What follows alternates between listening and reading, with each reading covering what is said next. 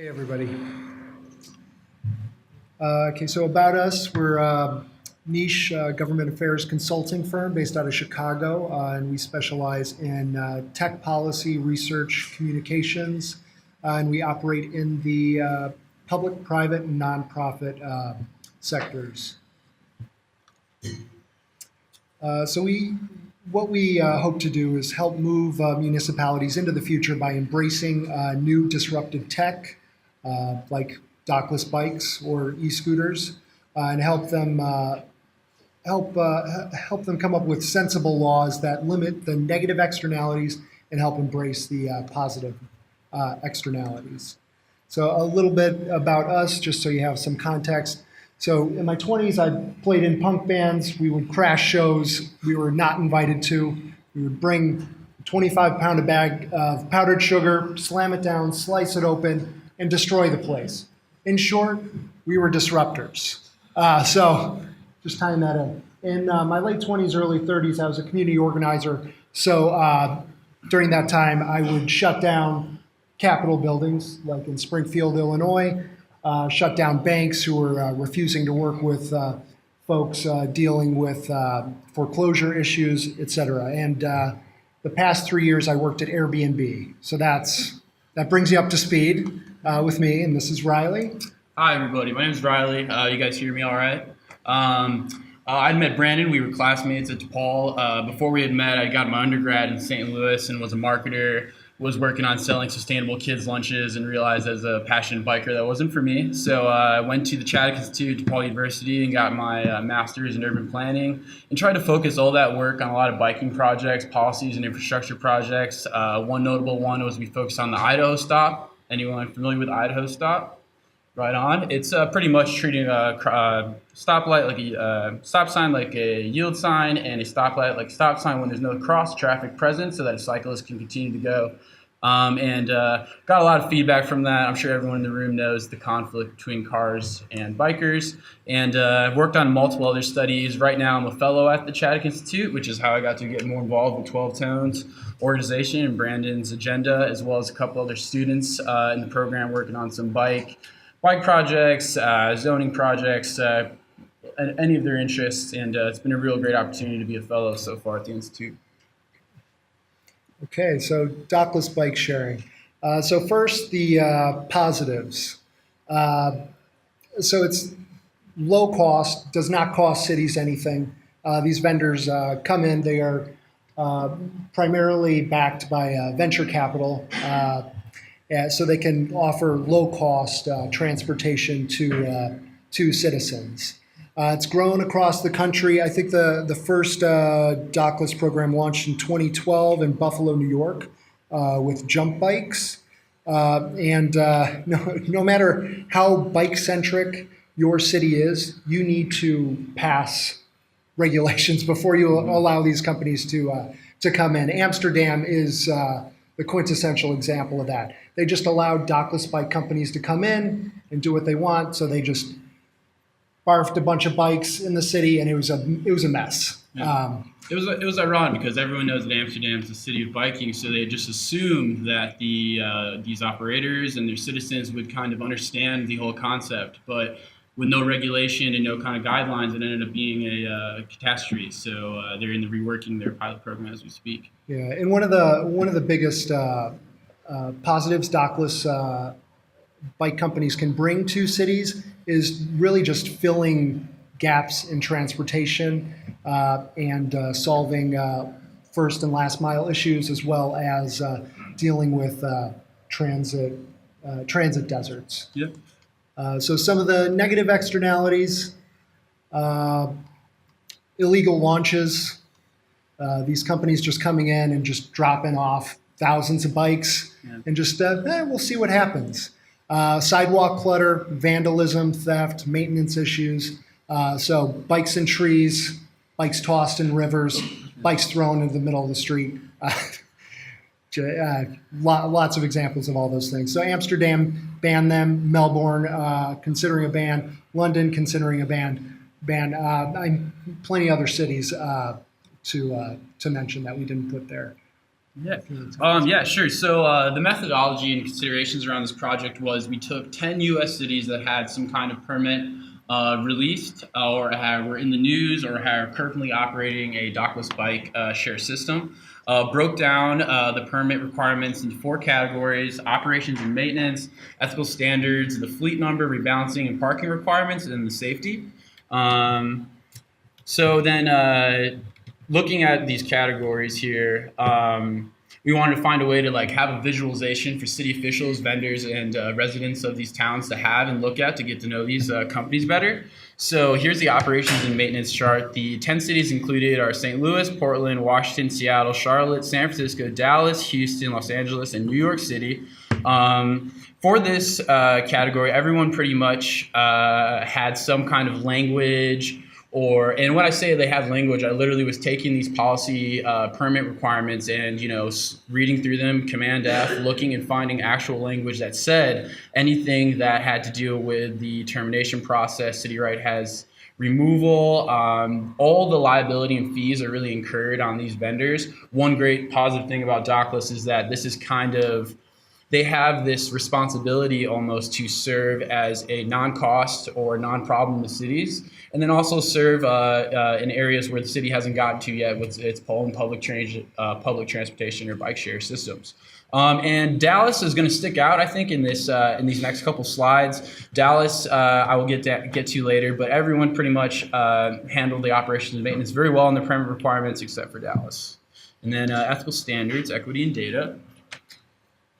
So ethical standards, we looked for equity requirements for underserved neighborhoods, how these vendors would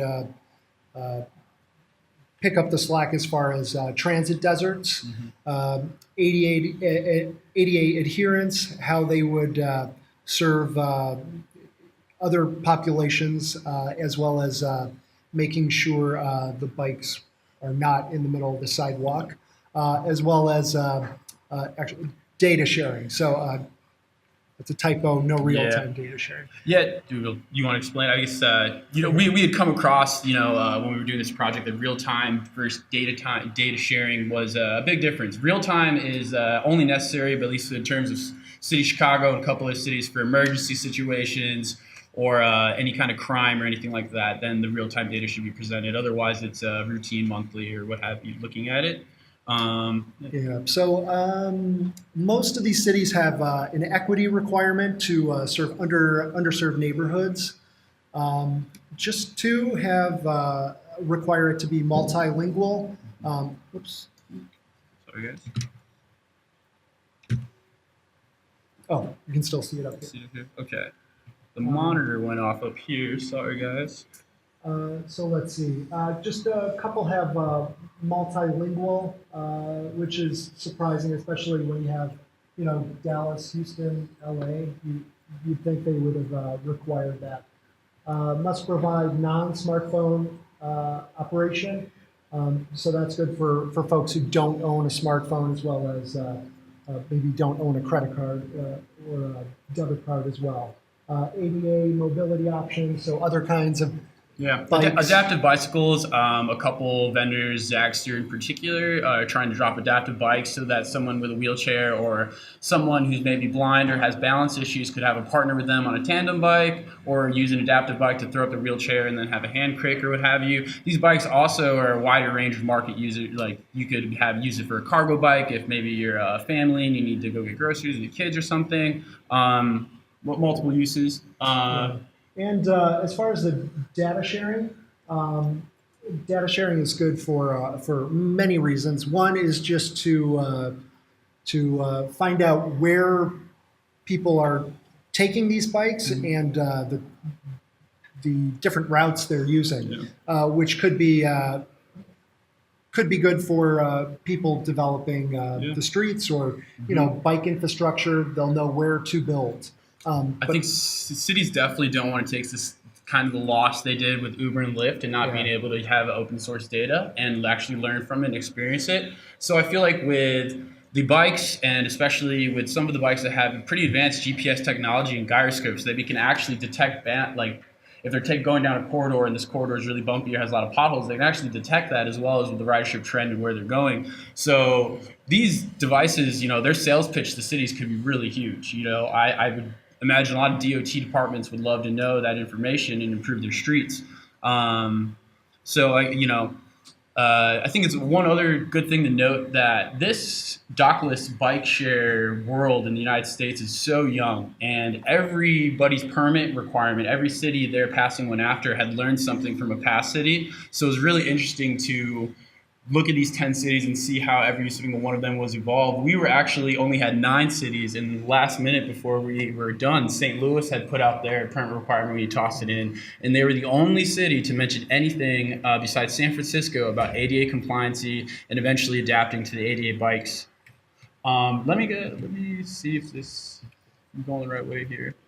Yeah, fleet size rebalancing and parking is our next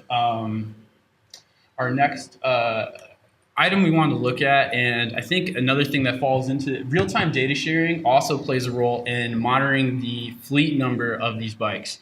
City operators have the power to look at this data, and based on your behavior, whether it's poor parking, not being within the pilot area or the geo fenced area that a city has proposed, that they can then cap the number and say, hey, so-and-so bikes, you guys aren't serving this area properly. We're going to drop that fleet from 500 to 300. Real-time data sharing is also a way that a city can have power in negotiating with these vendors if they're not adhering to their responsibilities. So let's see.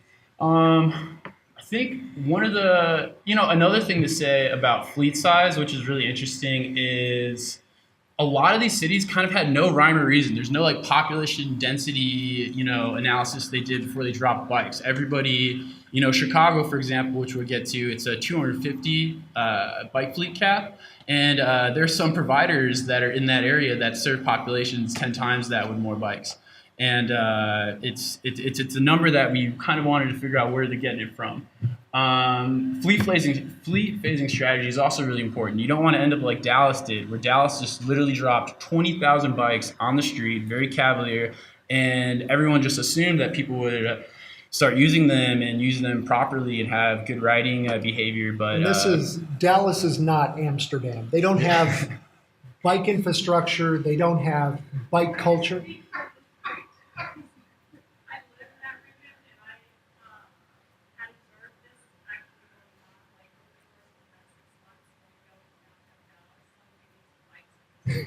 Yeah. Yellow bikes that stand out like iceberg and just playing like mangled and upside down and faster on street lights.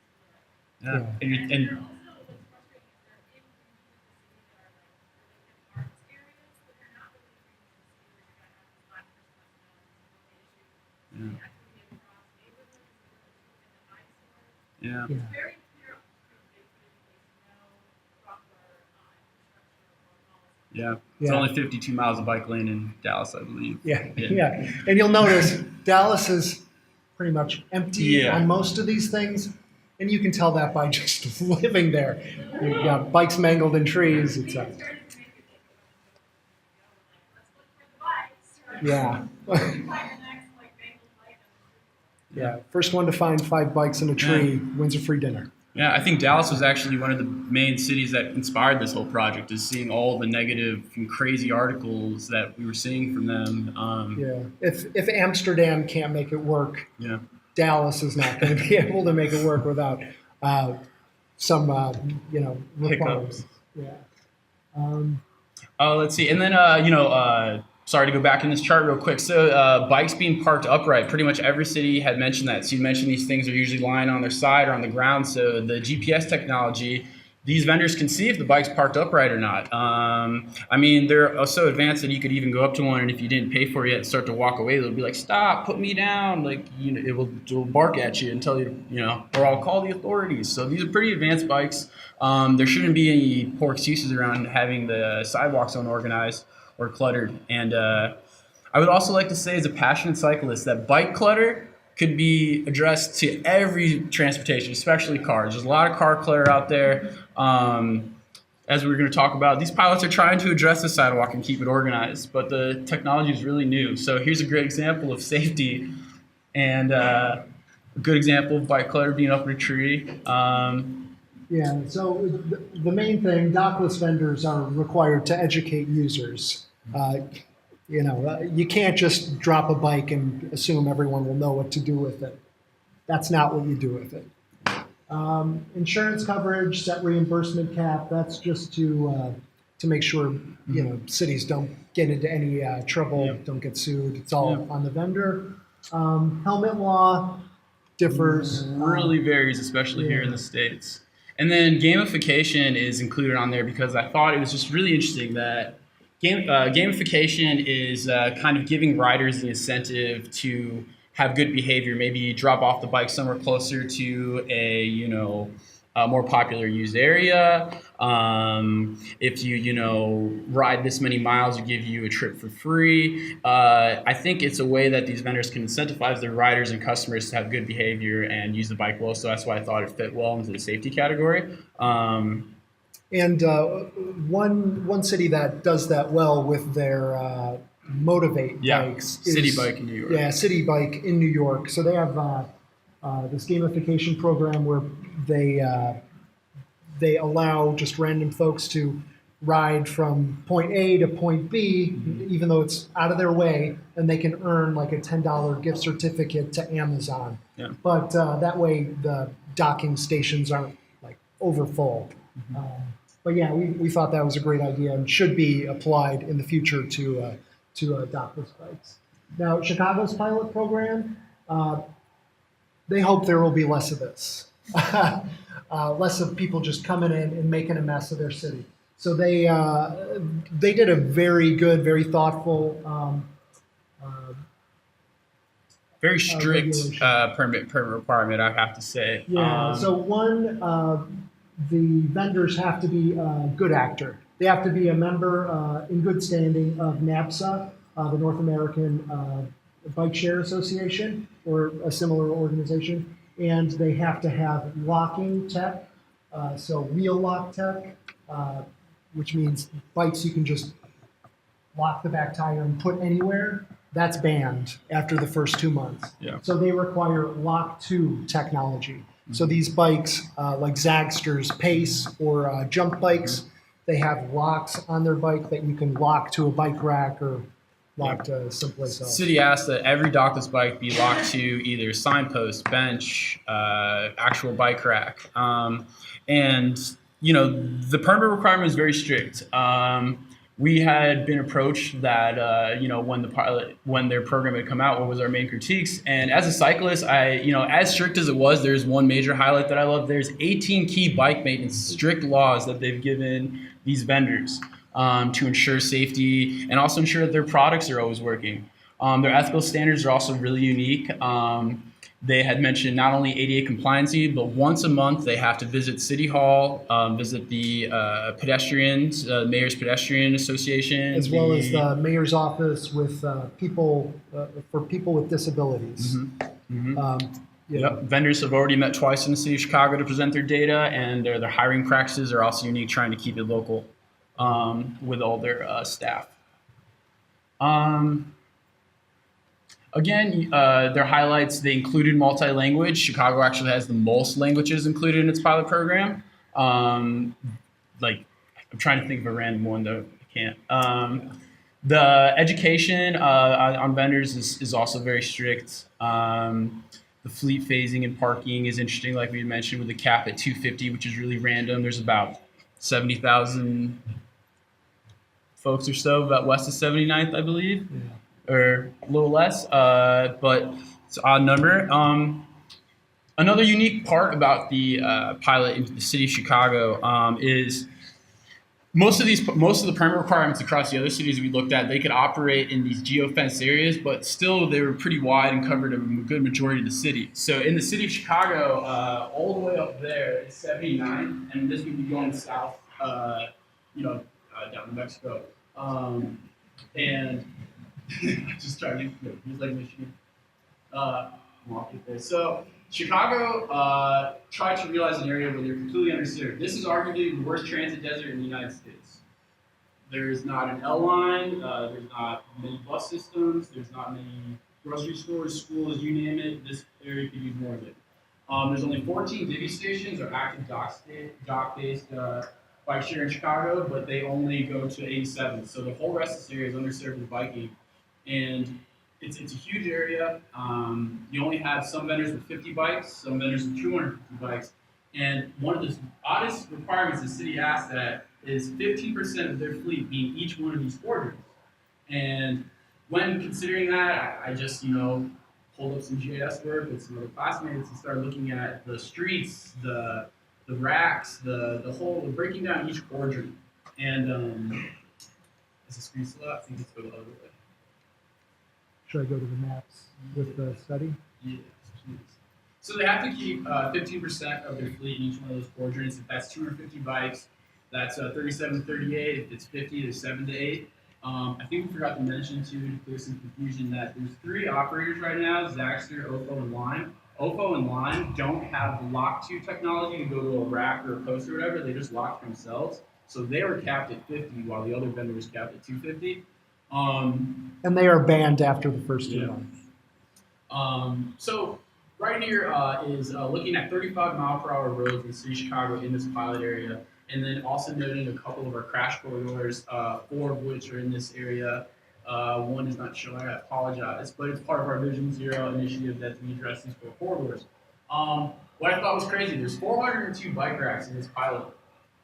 278 are 0.1 mile or less away from a 35-mile-per-hour street. 35-mile-per-hour streets are not suggested by NACDO or a lot of traffic engineers to put bike lanes or bike infrastructure. There's also just connectivity issues. We tried to make the argument that if there's a walk-to requirement, then the sidewalk has to be there, right? So the sidewalk would have some kind of posts, benches, racks, whatever. So we took the sidewalk layer and we took away where there wasn't connectivity, and all these red spots are actually streets without sidewalks.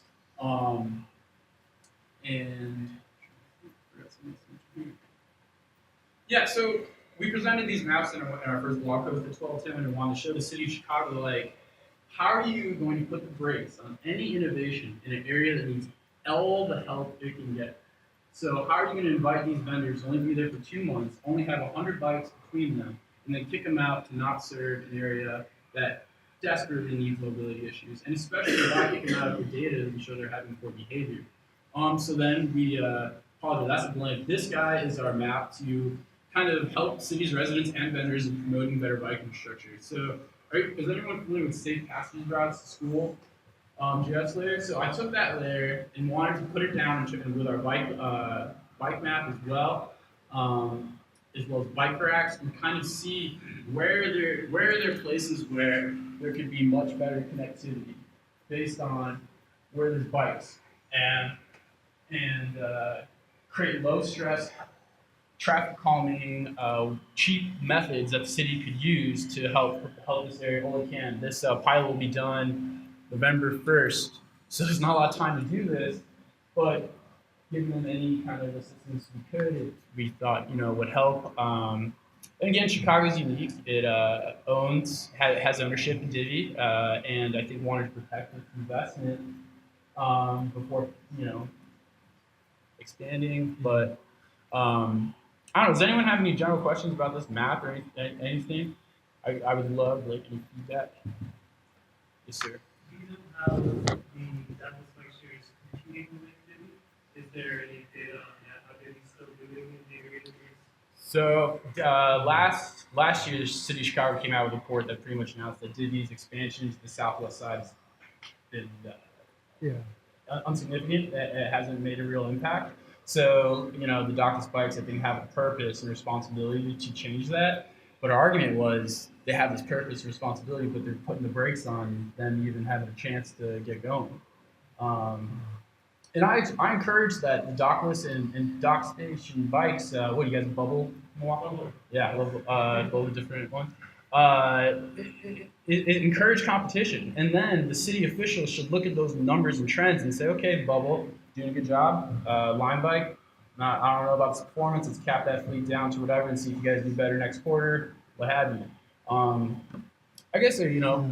And I think one of the main things they could do, and if they allowed the dockless companies to drop more bikes, is they could get more data and find out, hey, this is where these dockless bikes are really thriving in this area, or people are using these streets, so let's put the divvy station here. Which they don't have that data now, so it's like just let them operate, so you can get that data and then use it for divvy if you want, use it for whatever. But yeah, but. And we'd love for you to check out Streets Blog Chicago. We have a piece that really broke down the Chicago's permit requirements and uniqueness among other cities. Anyone here from Seattle? Really curious to know how the designated bike pilot parking program is going over there. Here's a picture right here of an actual corral, which a couple cities suggest Dockless bikes to have. But yeah, this technology, this mode of transportation is really new. We're following it very intently and trying to come up with better policy around it. And stay tuned. We're also working on some other micromobility things like pop wheel and scooters. Exciting times, I think, for the streetscape right now. It just needs to be better organized. Yeah, thanks. Yeah. Yes, sir. Is your policy analysis available online somewhere? Mm-hmm. Yeah. Yes, please. You could go on the Chaddock Institute. DePaul has links to 1210. We have our own website as well that we just came out with a blog post. Anyone who's interested, we'll give you our cards and we'll send it to you directly, just so you don't have to hunt. Yeah. Cool. Yes. Dallas.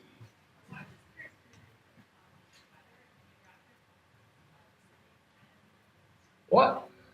That's a great question. I mean, so Chicago is probably one of the first places that a dockless bikes have really ventured into that's going to have these harsh weather conditions and flat to flat terrain. I think topography plays a big part into whether or not to have an e-bike as part of your fleet to tackle those hills.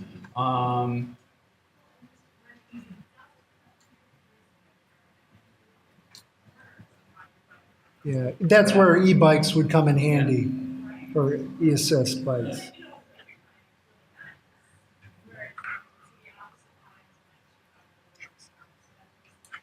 Divvy actually sees pretty consistent ridership in the winter. I know Nice Ride in Minneapolis is changing, and I think they put their bikes in hibernation during the winter.